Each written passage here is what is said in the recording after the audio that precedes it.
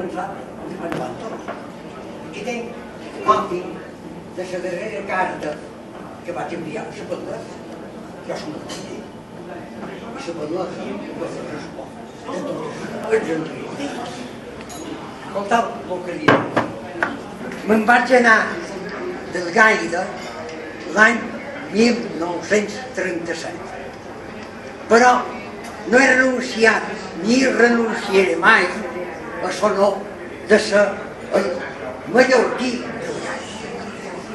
Aquest amor a la meva roca fa que des dels meus coneixements filològics som llicenciat en filologia per la Universitat de València, defensi la veritat irrenunciable de la nostra identitat lingüística.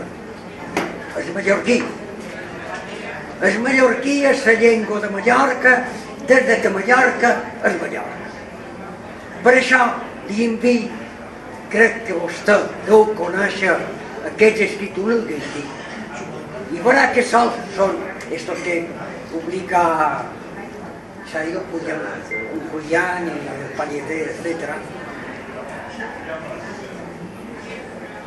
Verá que sols pretén defensar la llengua apresa dels meus pares i predins, perquè de pares a fills s'han transmeses totes les llengües del món.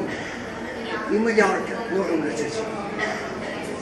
Mos prenen totalment el pèl els qui prediquen que el mallorquí no existeix, que és la llengua de Catalunya duita pels seus soldats l'any 1229 i que els pagesos incults de llavors varen tergiversar.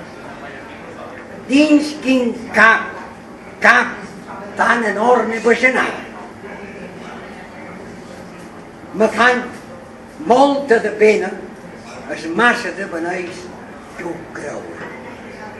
Com podrà comprovar, sols intent demostrar l'identitat de la nostra llengua autòctona, que per la singularitat dels artículos salats és un gran tresor de les llengües romàniques.